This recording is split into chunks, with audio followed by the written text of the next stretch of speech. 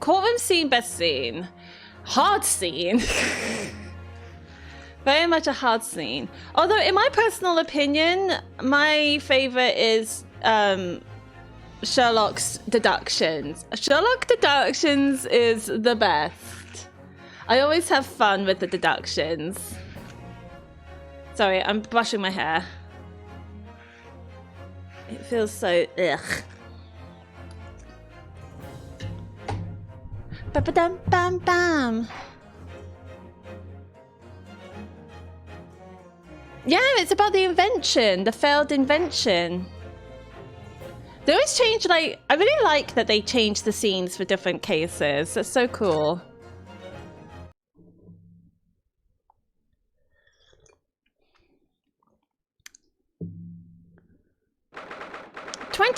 October, 9:11 a.m. The Old Bailey Defendant's Antechamber. Good morning to you, Mr. Navajodo. Ah, good morning, Professor. You're not going to fuck up again, are you? Ready for today's proceedings? I hope so. I should be. Even I, with nothing left to... Good morning, my dear fellows! Oh, Mr. Holmes, you're here!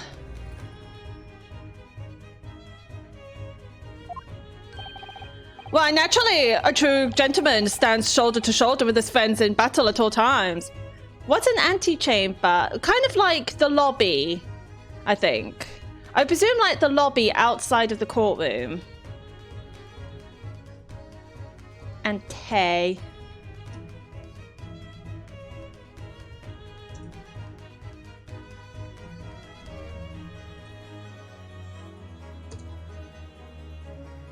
Yeah, a small room leading to the main one. That's all. That is all.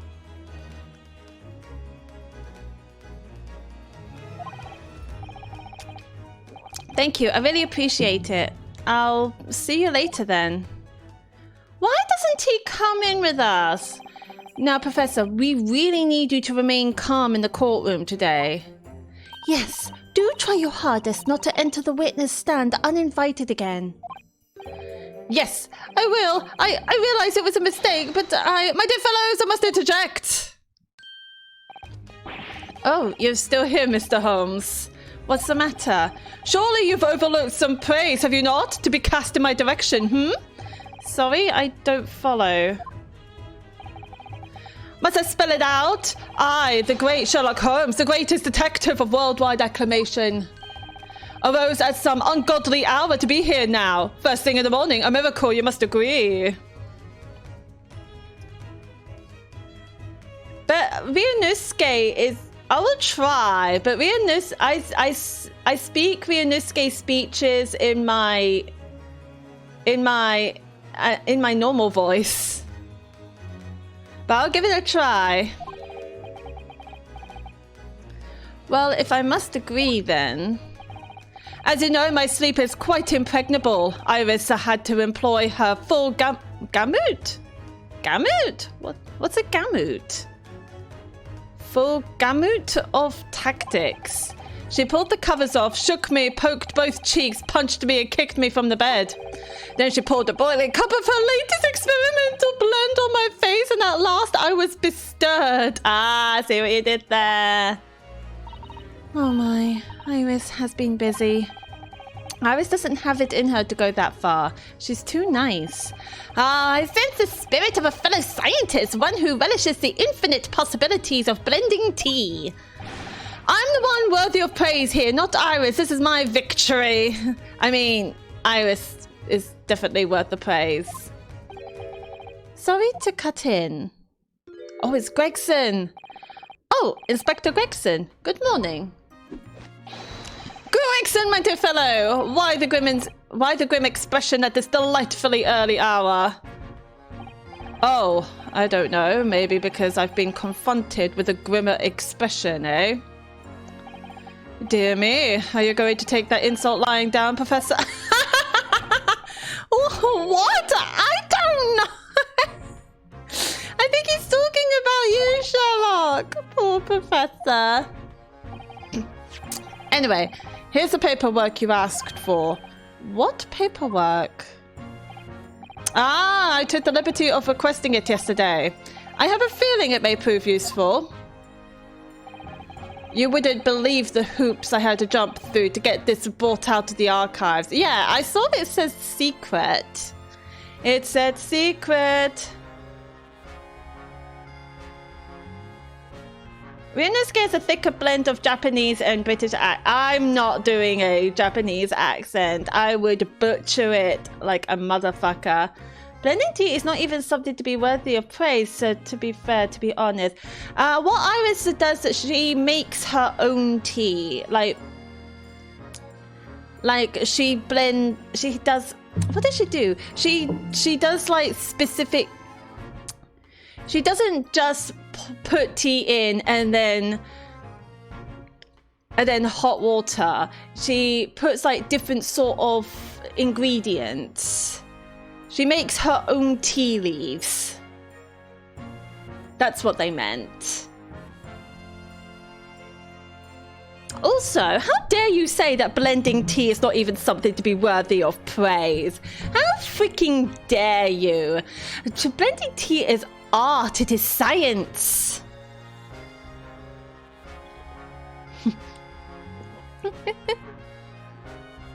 Especially for the fact that when you have friends that loves tea in many different ways.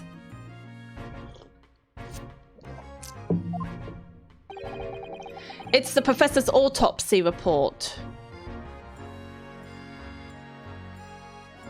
Wait, what? As in the professor killer? That mass murderess? Who killed 5 members of the aristocracy?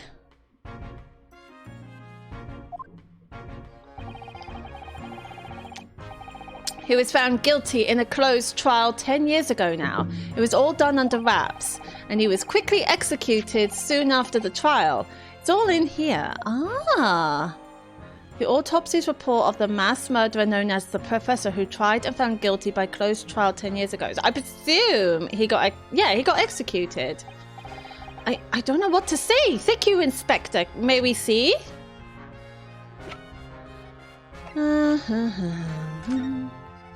Condemned prisoner. Redacted for confidentiality. So we don't even know his name. Pseudonym the professor. Death by hanging confirmed at midnight, 17th of June. Courtney Stevens. Is that scientist's name called Courtney? The coroner.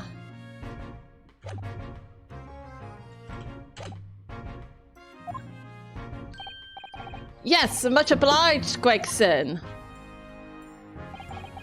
Us, the lowly lot at the yard, are just doing what we can, in the shadow of the great Detective Holmes, of course.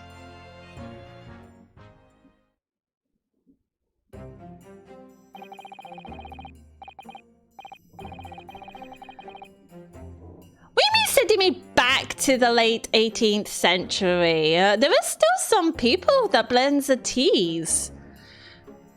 Strangely enough, we have a little tea shop called Bird and Blend, which is so nice. It does many sorts of teas. I got from them I got treacle sponge, cherry bakewell flavor, toffee chai, and something apple teas. I can't really remember, but oh, they are so good. My favorite is toffee chai. Which games do you play the most? I stream this. Well, try to finish this. But I also stream... Help me out here. What else do I stream? Disney Dreamlight Valley. I'm currently streaming this, Disney Dreamlight Valley, and The Witcher. There we go. And occasionally, yes, The Witcher. Thank you, Sharky. And occasionally Sims 1, whenever I get round to it.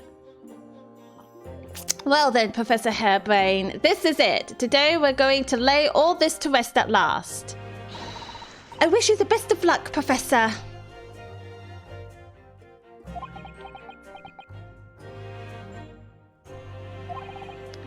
I suppose he'll be in there today, will he? Drebber.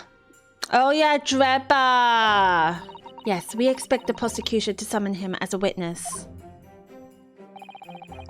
I'm still amazed that you managed to find him in just one day. I really owe you both so much. Counsel and the defendant. The trial is about to resume. Kindly make your way into the courtroom at once. We're about to start. This is it then, the final chapter. Funny, my heart's racing a little. Let's go, let's go. Yeah, fair enough. Tea is not everyone's cup of tea. Hee. Also, do let me know if I'm mute. For some reason, my microphone, it likes to have a bit of a hissy fit, especially yesterday. Jesus Christ. Oh yeah, there's many different flavors of teas, particularly herbal. Like herbal teas. Matcha has become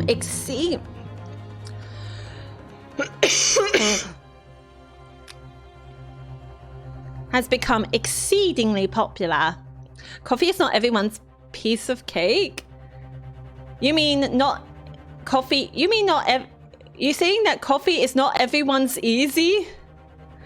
Do you mean coffee is not everyone's cup of tea? Piece of cake means it's easy.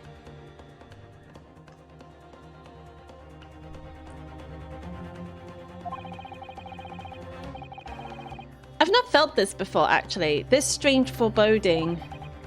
As if something's going to happen in this trial that I'm not ready for. What's the difference? A cup of tea... when I say not everyone... It's not everyone's cup of tea. It means not everyone likes that particular thing. But piece of cake means someone would say piece of cake after they've done something really easily. They say, "Oh, that's easy. Oh, that's a piece of cake." That's the difference. But I can't let that distract me from the only thing that really matters. Finding the truth.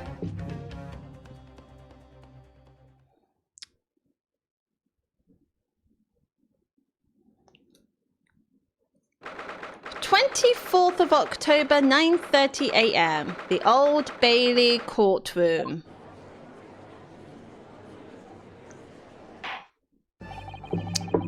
In the name of Her Majesty the Queen, I hereby declare this court to be in session again.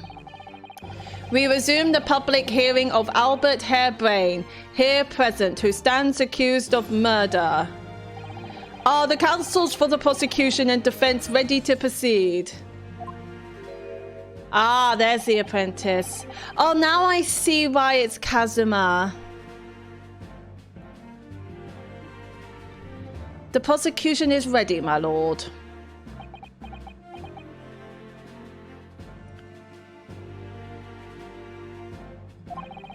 The defense is ready, my lord. Imagine they should did a bunch of drumming on the table for the text sound effects. I think it's just computer sounds. As promised, the Lord... Or just a random sound that they found and they put it really, really, really fast. It just sounds like... It just sounds like they found one tone and then they just put it on repeat. As promised, Lord Van Zeeks has his apprentice with him. His apprentice with memory loss. Oh, Sasato is giving him a stern eye. If I may, Lord Van Zeeks. Yes, my lord. There appears to be someone standing at your side. Ah, yes, my apprentice and assistant. The prosecution believes that today's proceedings will see the complexity of this case rise considerably.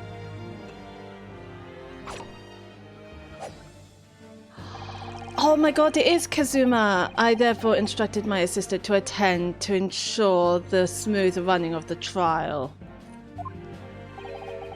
And the smooth running of liquid refreshments by the look of it. Just using a saw to uncork the fucking wine bottle. The way he holds himself, the way he moves. It couldn't be anyone else. His friend Kazuma. His best friend from Japan. But he's still suffering from amnesia, so there's really nothing we can do at the moment. Well, we think it's Kazuma anyway. He thinks that the apprentice, Barak von Zeke's apprentice, is Kazuma with memory loss. So there's really nothing we could do at the moment. I know, but this is so very hard. It would appear the prosecution has done a fine job in responding to the demands of the court made yesterday. I understand you have successfully secured the engineer who disappeared from the scene on the day in question. Yes, my lord. I intend to call him as a witness shortly. Very good, very good. Now then, ladies and gentlemen of the jury, who have been chosen at random to represent the will of the people in this courtroom today, are you ready and willing to proceed? Of course, my lord. I'm sure we all understand the importance of doing our civic duty. I do so despise deception and deceit. I find it so very wearing. To take a man's life with a conjuring trick, it is against the magician's code, not to mention the law. Any fake scientist should feel the wrath of God, if you ask me. We have to listen to what's said on both sides of the fence, and, then settle on one. That's it, isn't it? Wasn't like this in my day, or wasn't like this at all. If all parties are ready to proceed, you may begin, Lord Van Zeeks. Murphy's Law states that if something can go wrong, it will. Cole's Law is just thinly sliced cabbage. Hello, totes adorbs. Is this philosophy?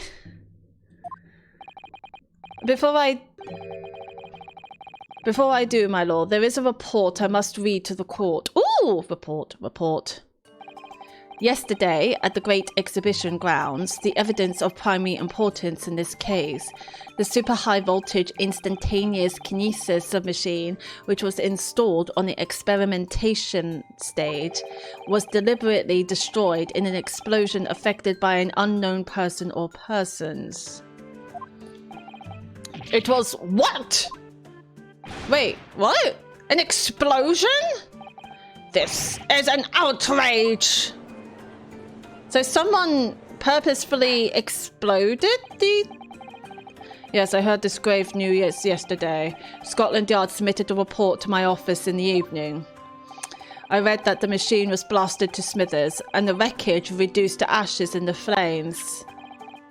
I have here a photographic print of the scene taken in the wake of the explosion. We did say that this would open.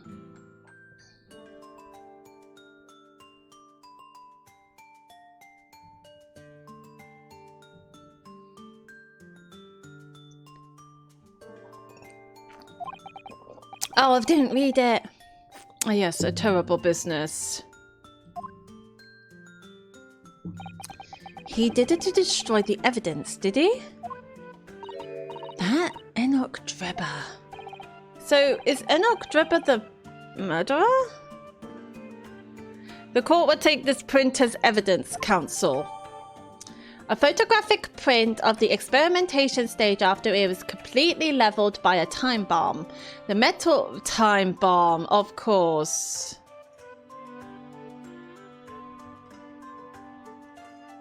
The metal floor of the stage has been blown open by the explosion. Late yesterday afternoon, the protection afforded to the machine by the Special Dispensation for Scientific Equipment Act was revoked. However, before a thorough investigation could begin, the invention was obliterated from existence. As such, this will become a very different trial.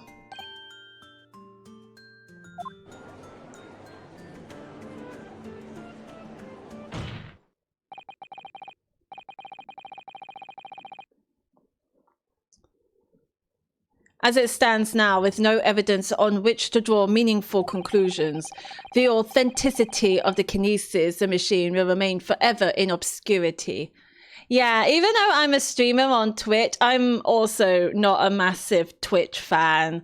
I also prefer to watch things on YouTube. But I know there are people out there too. So that's why I post my streams onto YouTube.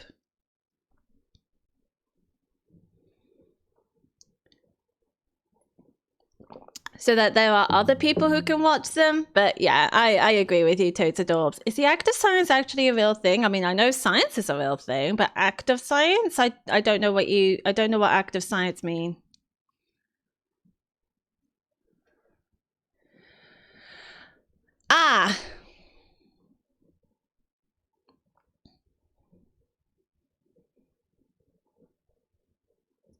Well, I need to finish a book first, but yes, I'll get right on it, Totes Adorbs. Get right on it. Unfortunately,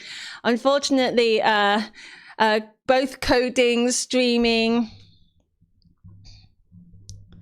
and Hogwarts Legacy is taking most of my time, but I will try to finish another book. Aussie streamer, Australian streamer. Why?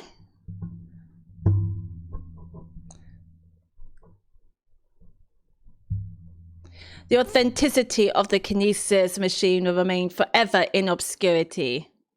I don't know, Sharky. I recommend Googling it. Otherwise, I'll probably end up saying things that will be wrong.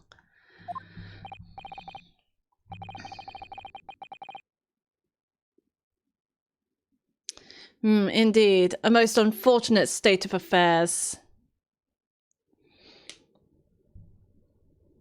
Hogwarts seems like, while they showed the school tons of love, the other 95% of the massive... Yeah, I feel that way too. Yeah, I feel that way too. I mean, not everywhere. I do like Hogsmeade. I think Hogsmeade is full of life, and I like the what are they called? Collection chests and demi-guises and things like that.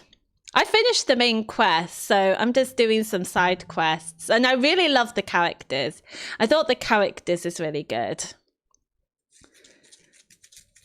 But yeah, I used to just run from one place to another because I love the scenery, but after a while it gets boring. So once I got like the broom, the hippogriff, and the mounts and the flu transports, then I just end up using them. Also, no, yeah. Was that always a thing? Professor Black,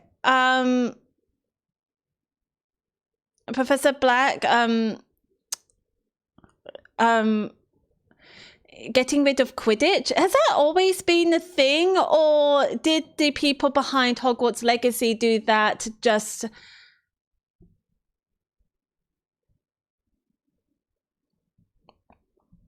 Or did the people behind Hogwarts Legacy did that just to have an excuse to not be bothered with Quidditch? I can't help but thinking that. Like, I know Professor Black was the least popular headmaster. I just want to know if banning Quidditch was always a thing in the world, or is it just a Hogwarts Legacy thing?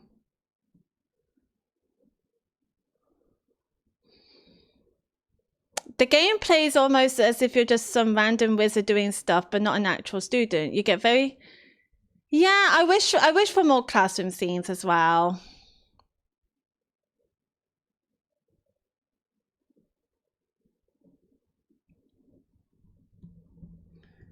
Yeah, I wish for more classroom scenes because Professor Garlick, we can't deny Professor Garlick. Juliet Jeff, hello, lovely. Welcome to the stream. Thank you ever so much for the follow. I much appreciate it. Welcome. I do apologize. Yes, we are doing the trial, but we end up talking about Hogwarts Legacy at the moment. How How's it going? It's going very good, lovely. It's going very good. Welcome, welcome. How are things? I hope you're having a lovely day thus far. Sorry, I'm missing. But yes, I wish for more classroom scenes too, particularly with Professor Sharp and Professor Garlic, because they are so good looking. Depends on which games you're talking about. In Half-Blood Prince, I like the Quidditch in Half-Blood Prince. I thought that was really good.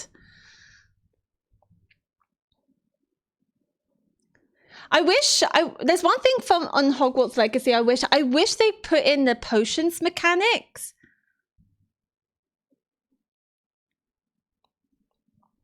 Potions mechanics from Half-Blood Prince into Hogwarts Legacy.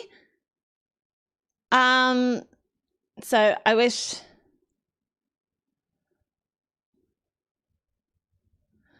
That's it. That's the only thing I wish for. I really love designing a room of requirements. Designing a room of requirements as someone who loves to build and design in Sims, I absolutely love that. I'm doing great. How long have you been playing?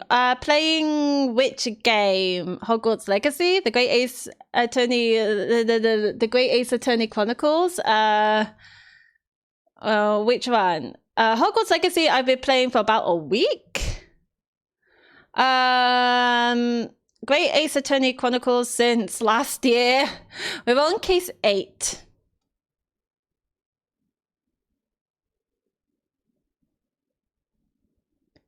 I do love my VTuber. The VTuber is so cute. What's classroom scenes? I mean, you say joke, but yeah, pretty much. Just idolize, just looking at Professor Garlic. What about art? Art?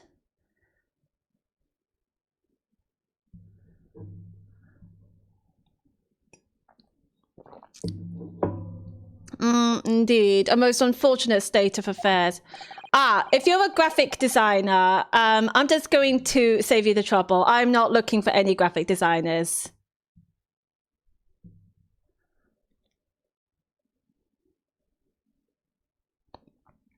However, one thing remains clear.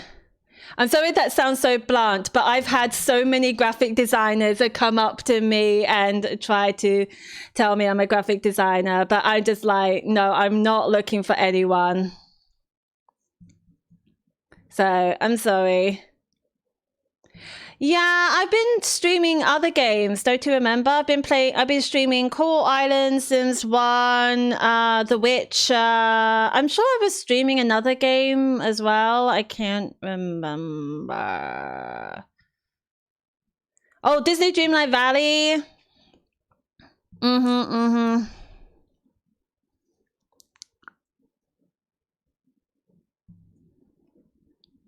I've been going back into Divinity Original Sin 2. Actually waiting for my friend right now to get off of work and get his butt home to continue.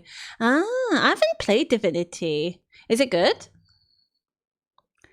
However, one thing remains clear. The victim's death was a result of the actions of the accused. Of that we can be certain. For it was the accused himself who was operating the machine and who ultimately caused its loss of control. Is he still saying that the professor's the one that started all this? As Lord Van Zieks rightly says, this is a very different trial now. The accused accepts responsibility for his part in the events that transpired. He acknowledges that Mr. Asmund died as a result of the accident caused by his machine's malfunction. However, unbeknownst to the professor, he was being deliberately deceived by a pair of very clever fraudsters. Names, counsel, if you please. The engineer, Mr. Enoch Drebber, and the victim himself, Mr. Odie Asman.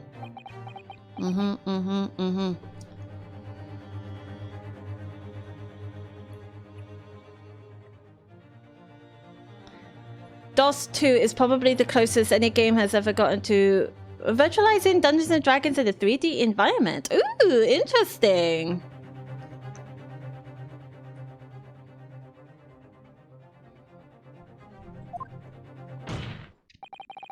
Maybe I should look into it, but first, Hogwarts Legacy. So what exactly were these two men up to behind the defendant's back? The defense intends to expose that information, thus establishing the unequivocal innocence of the defendant.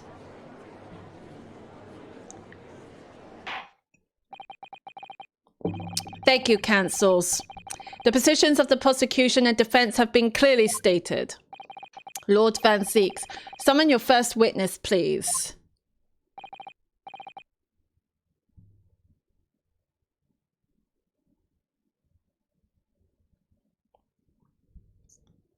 It's just like, I'm so angry, just give me the names. But I'm pretty sure he's just absolutely done with this shit. Edgeworth lost his edge. That's not Edgeworth.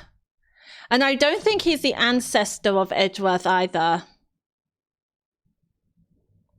If I say if he's like an ancestor of someone, I say Von Karma. Yeah, it's Zeeks. It is Zeeks. This is the Great Ace Attorney Chronicles, the Victorian times.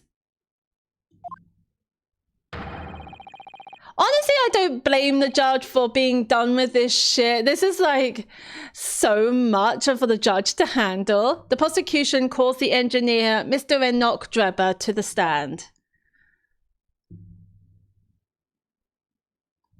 The robot. State your name and occupation for the court. Name, Enoch Drebber. Occupation? Hard to pin down, I would say. See that black monocle? Yes, why do I feel as though I've seen it somewhere before? Oh, you too? I had exactly the same feeling myself. Oh, wait! People are recognizing...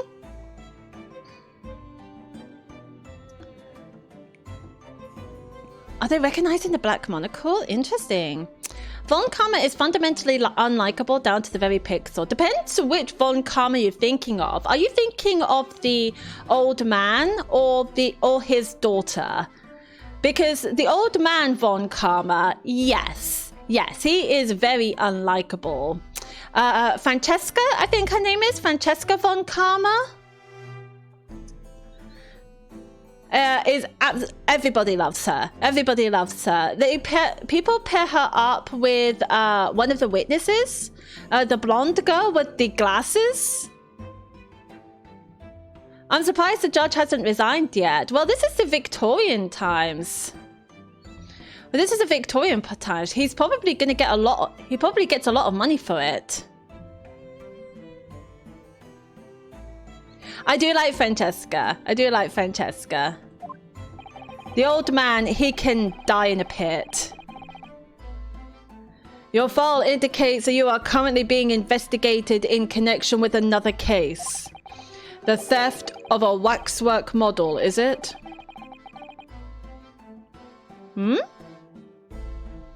Wait, what? She has a husband? No, she doesn't. Francesca doesn't have a husband. She's going out with that cute blonde girl with the glasses. No, she doesn't have a husband. She's 18. Who are you talking about?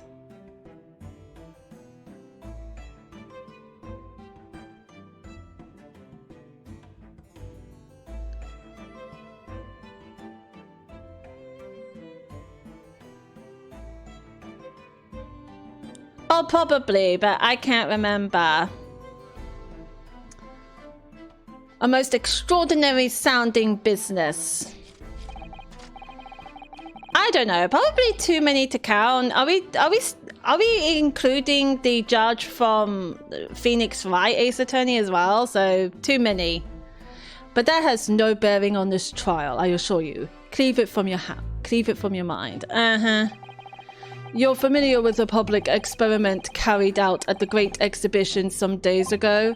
The accused super high voltage instantaneous kinesis demonstration. Just this game? Still don't know. Too much to count, I imagine. Yes, you could say that. I am aware of it. There was a terrible accident, wasn't there?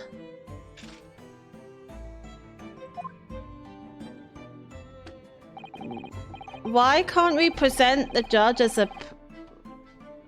What do you mean? He is a person. I'm confused. It was you, Mr. Drebber, who constructed the vast machine used in the experiment. Also, our investigations indicate. Can you confirm your involvement? Yes, I constructed it, in precise accordance with the blueprints, but that's all. Then the court would be very interested to hear your thoughts about the machine, I'm sure. No, like in the profiles. Because he's not part of the case. Everyone else is, but not the judge. The judge is just there. Why would we accuse the judge of anything? He hasn't been out to, like, the evidence. He hasn't been out to, like, crime scenes or anything. Everyone else has, but not the judge.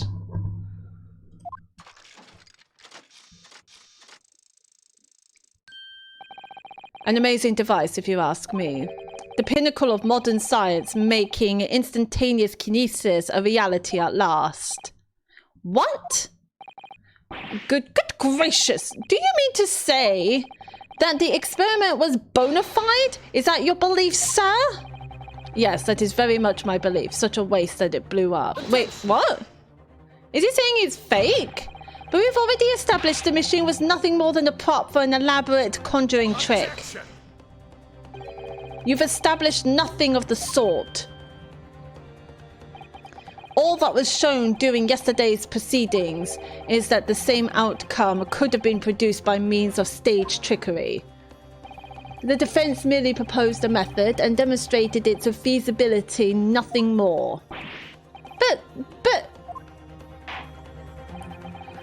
We've procrastinated long enough, I feel. We agreed. Witness, you will now give your formal testimony about the machine that you constructed for the purpose of the demonstration at the Great Exhibition. Understood.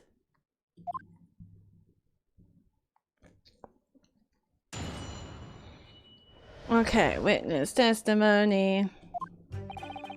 I met the young professor approximately 1 year ago through Mr. Asman's introduction. He provided me with the blueprints and I constructed the machine to his precise specifications. It was no trick.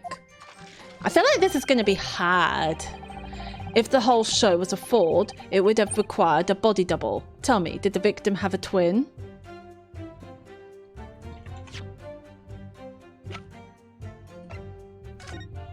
You know what we didn't do? We didn't look at this head.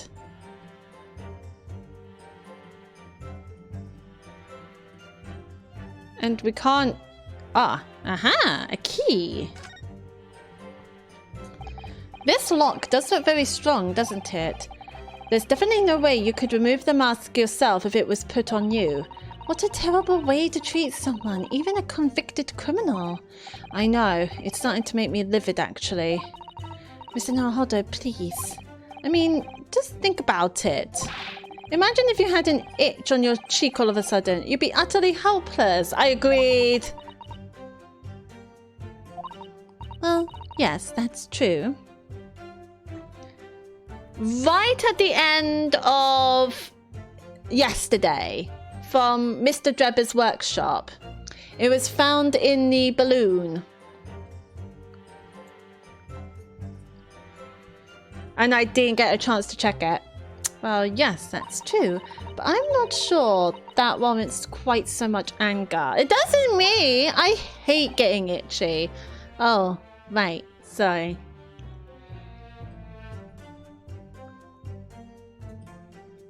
I think that's it.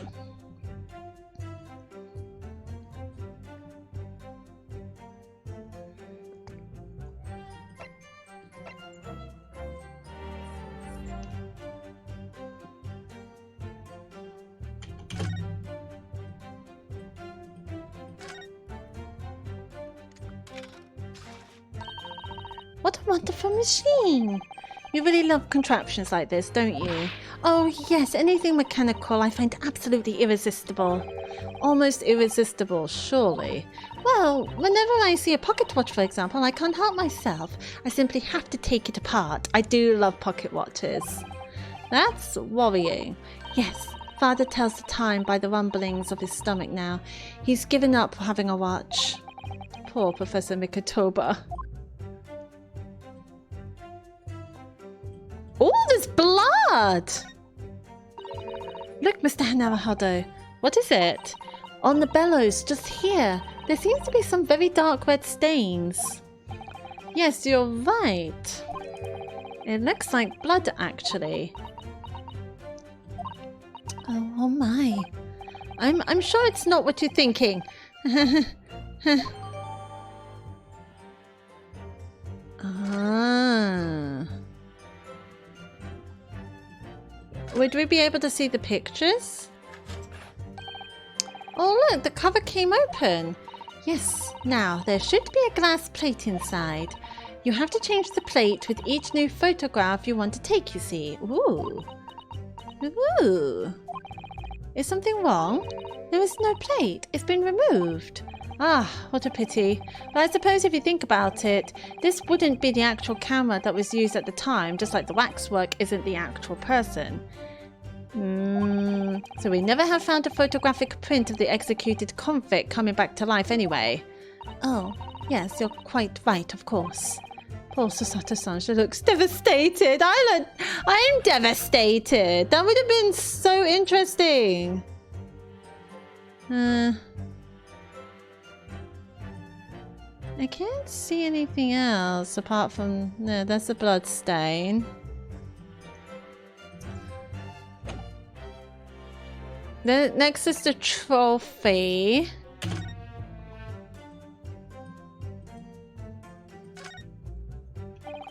There's a little metal plaque here, look.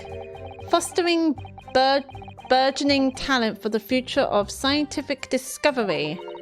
It seems rather ironic, doesn't it? But clearly Mr. Drebber really was a very talented scientist.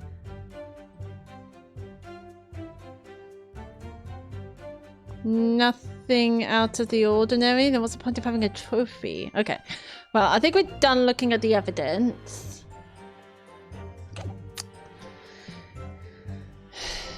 Did the victim have a twin?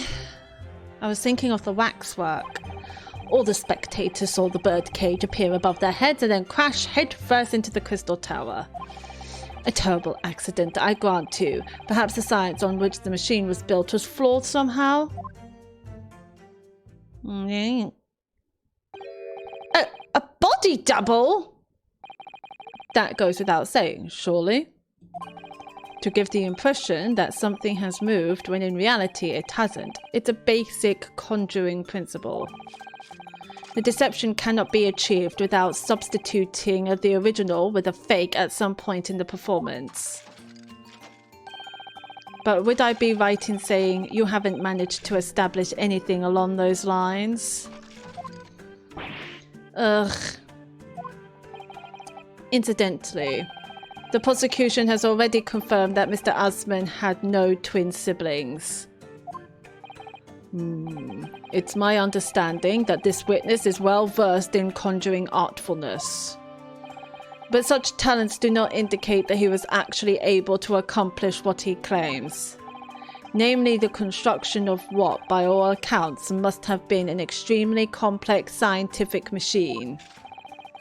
Whatever do you mean? Yesterday's proceedings brought the true nature of your past exploits to light, Mr. Drebber. Indeed it did, my lord. As a swindler who preys on innocent scientists to elicit government grant money through conjuring know-how. Yes, it's true that I possess considerable knowledge of stage magic. But crucially, my scientific knowledge more than matches that of any academic in the field. Investigation of the witness's workshop attests to that claim, my lord. As evidence, the police found this Royal Society trophy for young talent in science there. Yes, we got that too. Yes, that's true. We spotted it there ourselves. If a hypothesis is sound, it can always be forged into a physical manifestation with sufficient skill. Though I may have sold the secrets of some deceptive wiles to snivelling, talentless scientists in the past.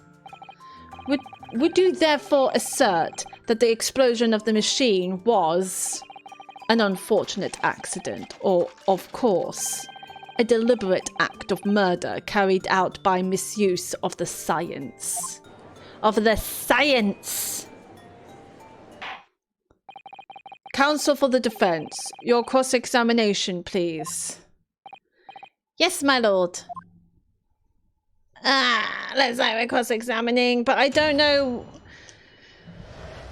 what the contradiction is. Guess we have to press him. I met the young professor approximately 1 year ago through Mr. Asman's introduction. I am going to save. First, I'm not going through all that again.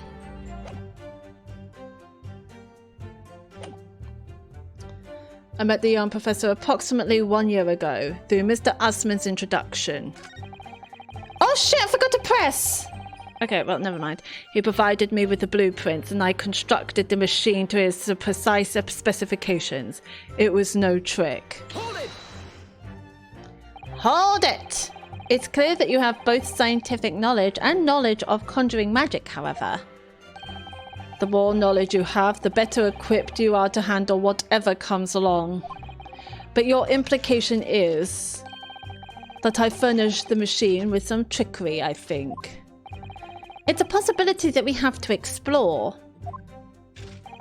Unfortunately, though, the machine has been blown to Kingdom Come. So there's really nothing left to explore, is there? Oh, I hate that smile. He's a nut job. It appears that the kinesis machine was fitted with a timed explosive device of some kind. And there's nothing left of that device either, not a single shred of evidence remaining, I hear. He must have planned all this from the outset. Yep. But in any case, it's abundantly clear that the experiment couldn't have been a trick. If the whole show was a fraud, it would have required a body double.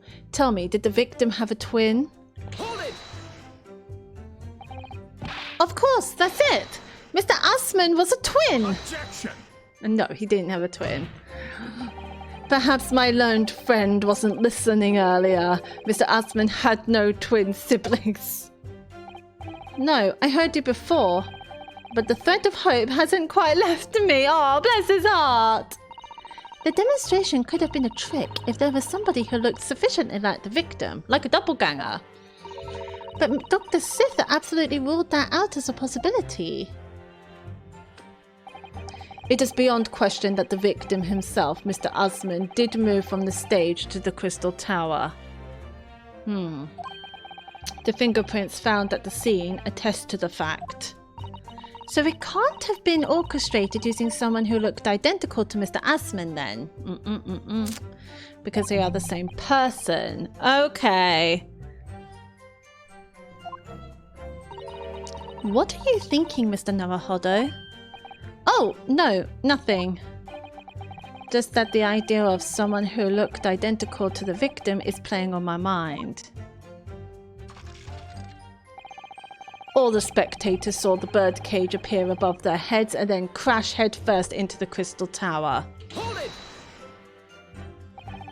It crashed headfirst, you say? According to the many witness reports from those there at the time, yes. Were you not there at the exhibition grounds on the day?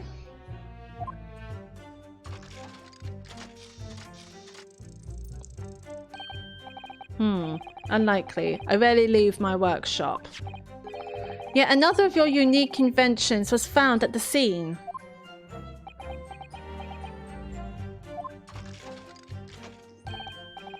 Well, it was the unveiling of a machine I'd laboured over for many months. I saw it clearly with my own eyes, the birdcage plummeting headfirst into the tower. What a surprise. I believe the victim's neck was broken from the headlong fall, wasn't it? It was. How would you have come by that information? Even an infernal recluse like me reads the newspapers, you know.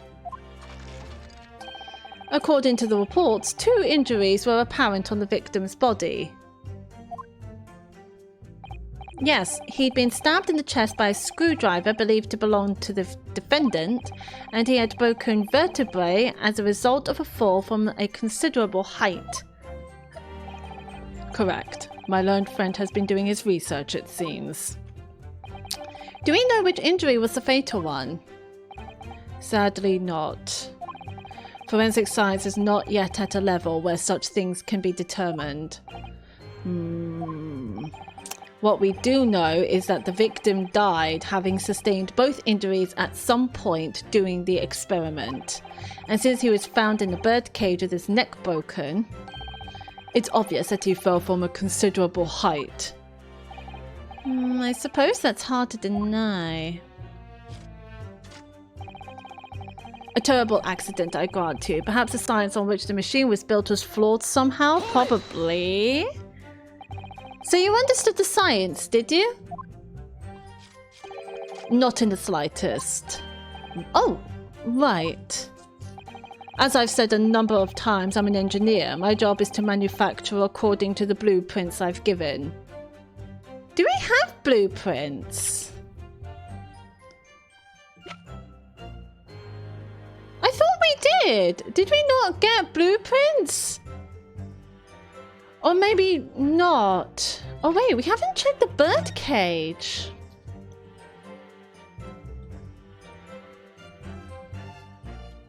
I forgot about this. Ah, look here, Mr. Sato. Oh yes, the wood's cracked and broken a little. I suppose this is because it fell from such a height?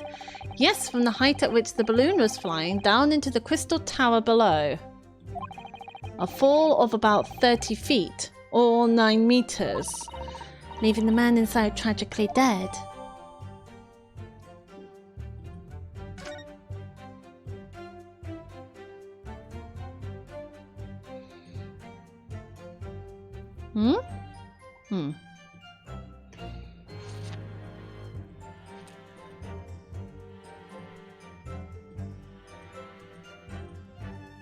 Is that it? Okay.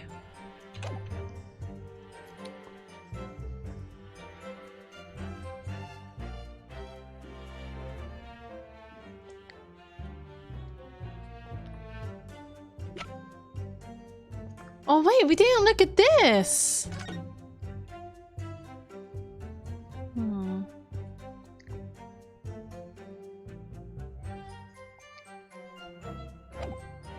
Okay.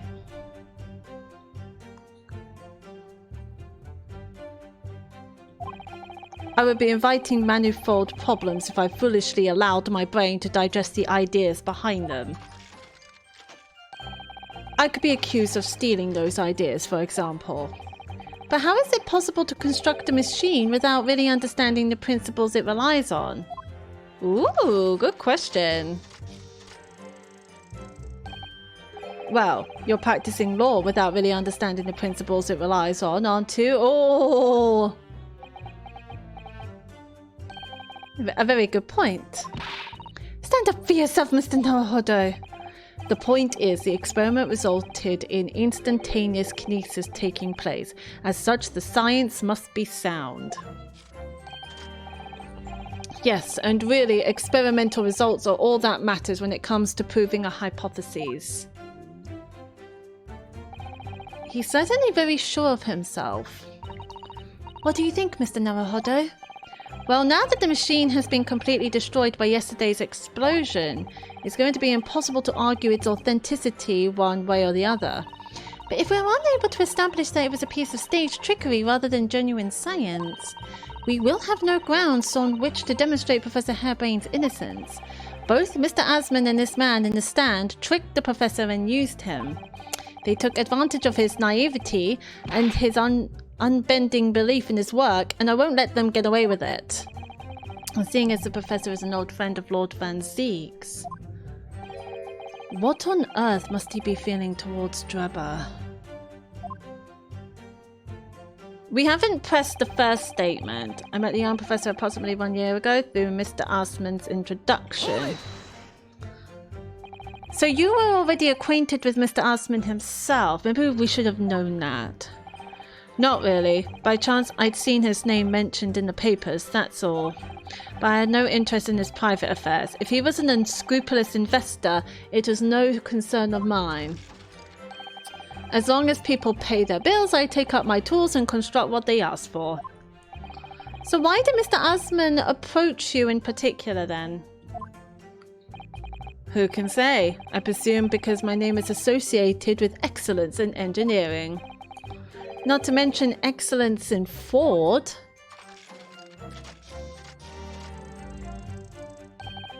Hard to gauge? But the point is, all I did was construct the machine according to the blueprints I was given. In other words, the kinesis machine was built on solid scientific principles. Yes, you might say that. Professor Hairbrain certainly has a mind like no other.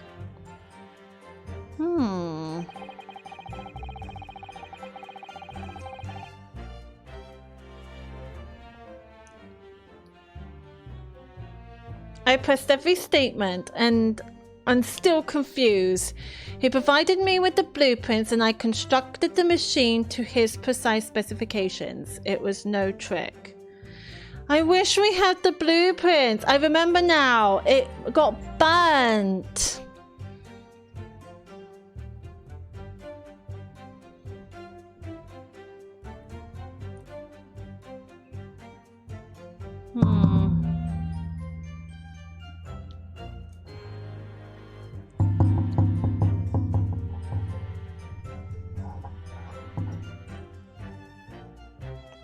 I'm going to press them again, but really focus.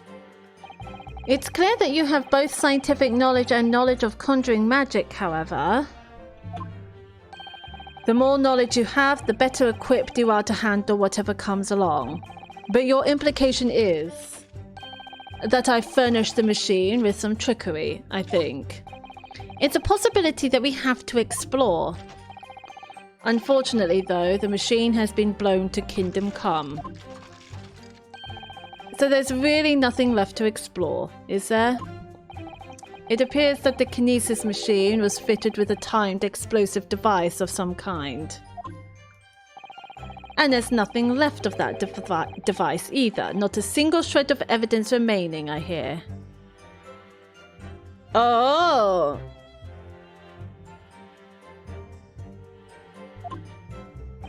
He must have planned all this from the outset. I'm sure there was evidence.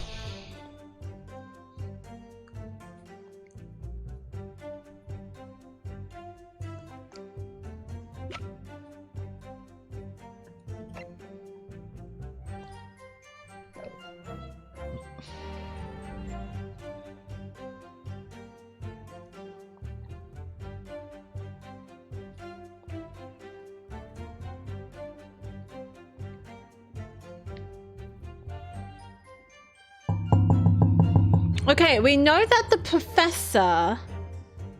I think the Professor Wax model was used...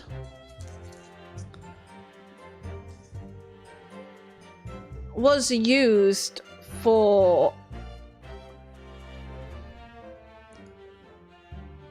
the trick, somehow.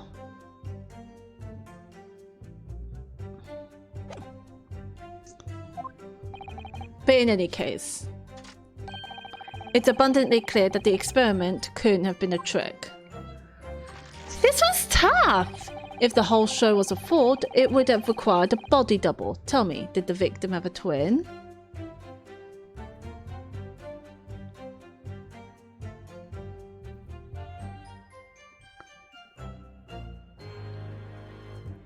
I think it's a third one, and we need to show the glass, because we found the glass in the wax model. I think. All the spectators saw the bird cage appear above their heads and then crash headfirst into the crystal tower. We know that it was completely damaged. A terrible accident, I grant you. Perhaps the science on which the machine was built was flawed somehow?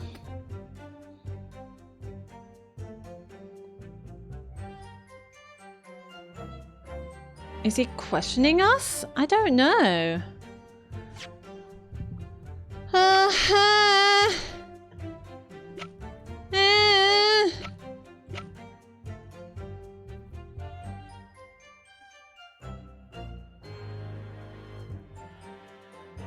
Okay, we know that. We know it's been blown up by an explosion.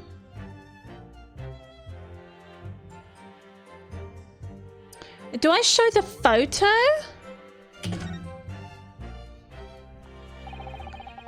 He's certainly very sure of himself. What do you think, Mr. Naruhodo? Well, now that the machine has been completely destroyed by yesterday's explosion, it's going to be impossible to argue its authenticity one way or the other. But if we're unable to establish that it was a piece of staged trickery rather than genuine science, we will have no grounds on which to demonstrate Professor Hairbrain's innocence. Both Mr. Assman and this man in the stand tricked the professor and used him. They took advantage of his naivety and his unbending belief in his work, and I won't let them get away with it. And seeing as the professor is an old friend of Lord Van Zeek's, what on earth must he be feeling towards Drebber?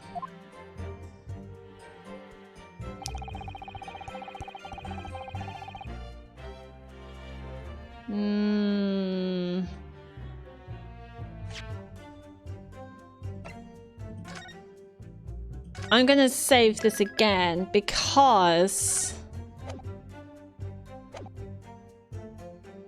we're gonna start. Okay, here's what I think. I think showing the either showing the photo in the last statement or showing the glass we found on the wax model, because the glass is from the crystal tower, in the middle statement. That's what I feel. We can't provide the blueprints because we don't have any. He burnt them.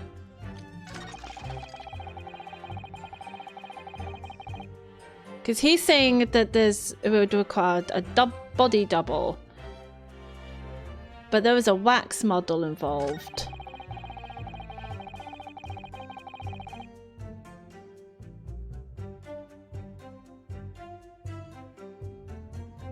And then crash headfirst into the crystal tower.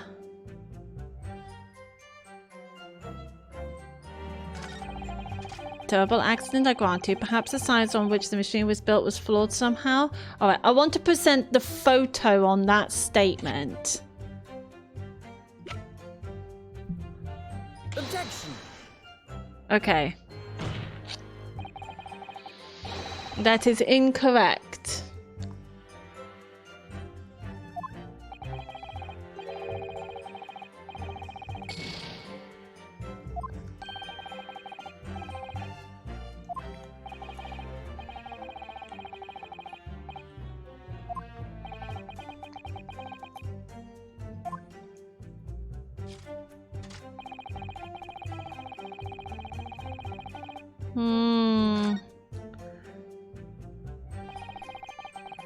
Then I'll try the glass on.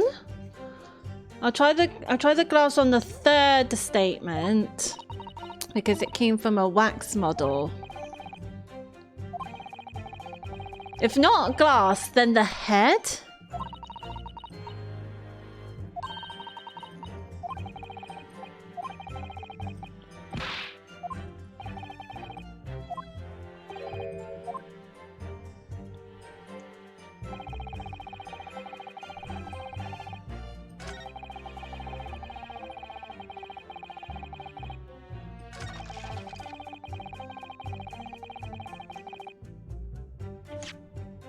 Okay, we know the victim don't have a twin.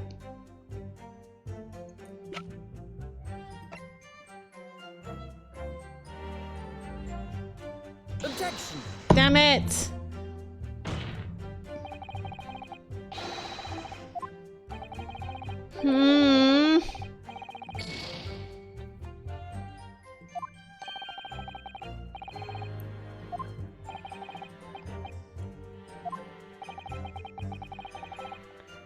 I am stumped. Do you guys know?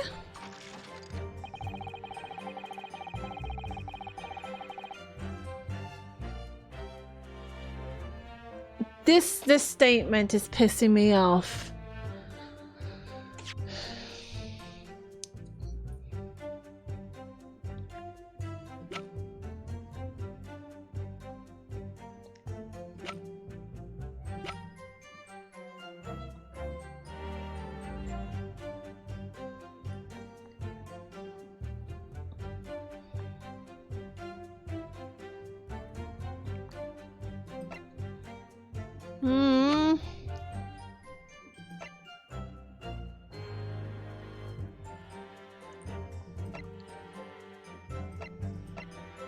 Maybe it's something to do with the bird cage? What does this say? Oh, I was right. The coroner's name is Courtney.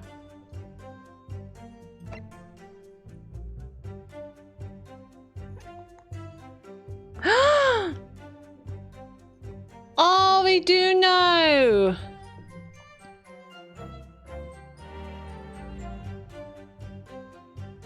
The cause of death was a hemorrhage of a wound to the chest that pierced the heart.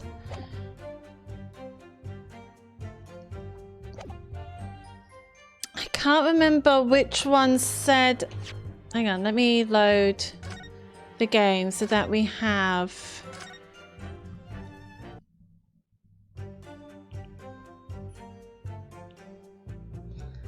What's this one? I tried to figure out... We did say something about they don't know if Mr. Asman's death was the piercing or with the impact, but the report did say the cause of death was a stab. But I can't remember which statement that was.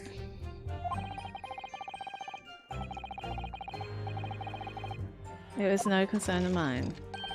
As long as people pay their bills, I take up my tools and construct what they ask for. Who can say? I presume because my name is associated with excellence in engineering, not to mention excellence in Ford. All I did is construct the...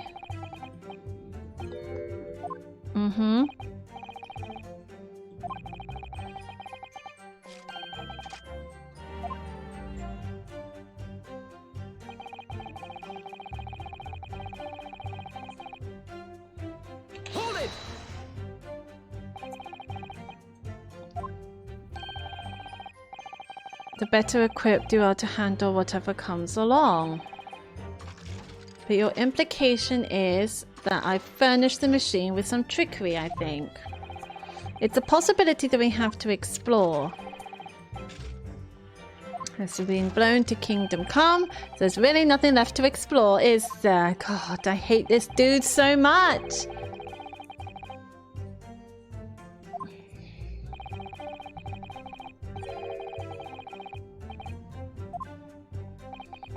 Dick.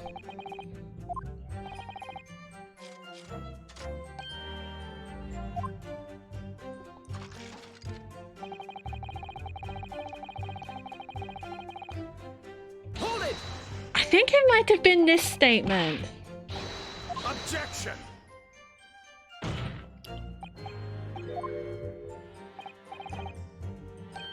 He was hoping there would be a twin. There isn't.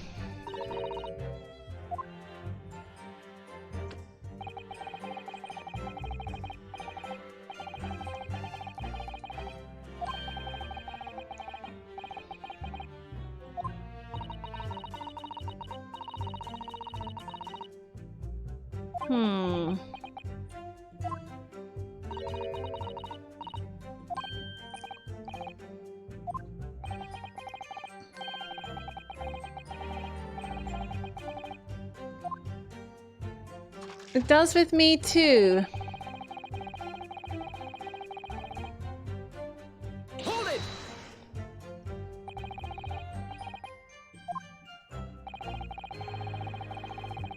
Oh, it's the fourth statement.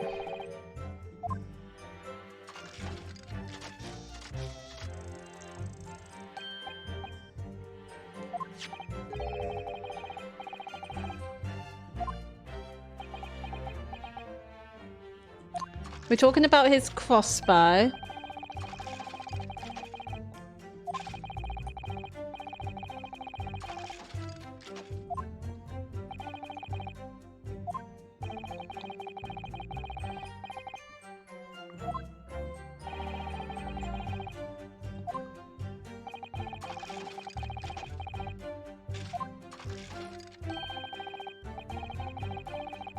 Yes, that's what I was looking for. The 2 injuries.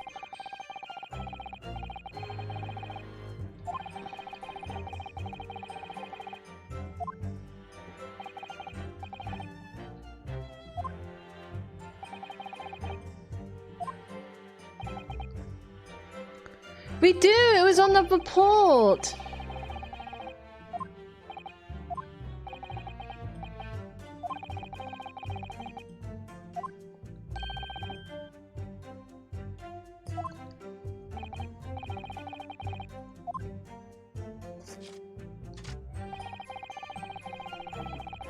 So it's the 4th statement. We need to get to that.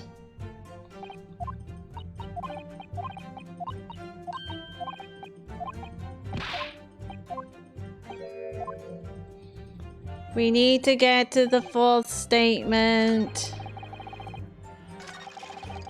And present the report.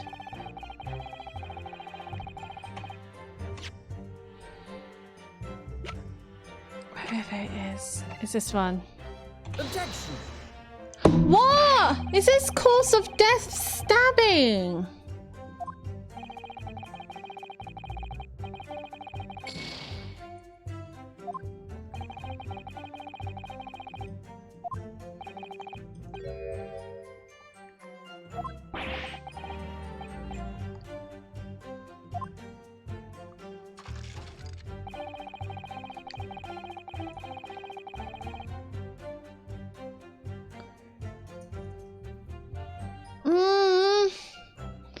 Now I'm going back to the 3rd statement.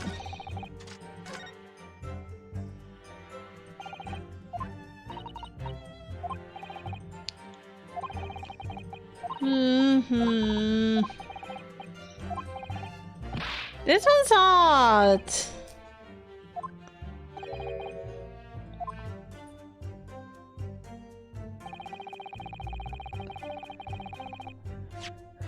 Someone who looks identical to...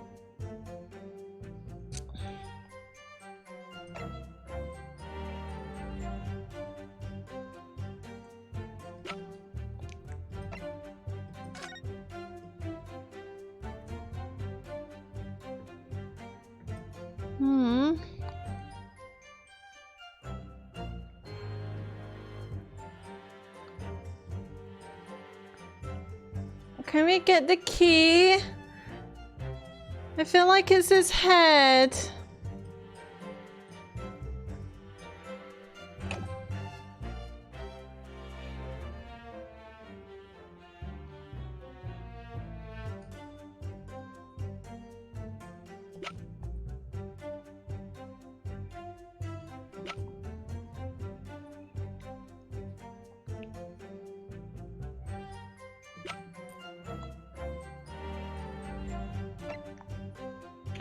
Is there something on the...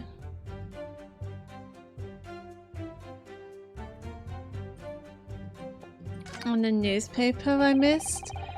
On the front page is news about the Great Exhibition. Public experiments to demonstrate brand new scientific ideas, cultural exhibits from around the globe. It's also positive and hopeful about the coming century. We must all go to see it properly before too long.